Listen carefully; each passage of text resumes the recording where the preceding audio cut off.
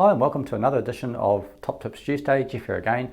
So this week's tip is for property investors looking to offset the high holding costs of their investment properties. So the reason for that is obviously interest rates have gone up from what they were 12 months ago, so that increases our mortgages on the debt on the property, and there's ways we can certainly help offset that increased holding cost.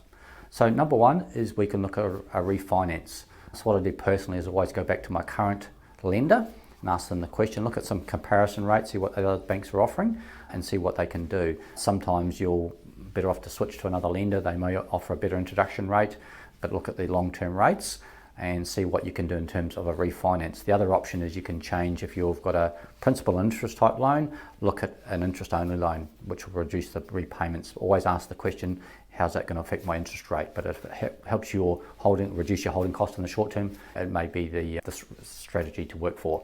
Number two is renovate the property. So if it's an older, tired type property, generally the rental income will reflect that and be lower. Speak to the property manager is the best piece of advice. See if they can recommend ways, so whether it's a better outdoor living area, fresh coat of paint inside, or an extra bathroom or ensuite if it doesn't have one. Those are all ways you can really increase the rental income. Number three is buy a multiple income type property. So there's a number of these around. I've invested in these types of properties myself for that very reason. So these are properties like rooming accommodation, could be student accommodation, could be co-living, dual occupancies, etc. So you've got more than one rental income, so you get a high yield, which helps offset the higher interest rate. And number four, increase the density of the dwelling. So if you've got a house on a standard block, you may be able to build another dwelling on the property or increase the density of the current dwelling, so multiple tenants, more income.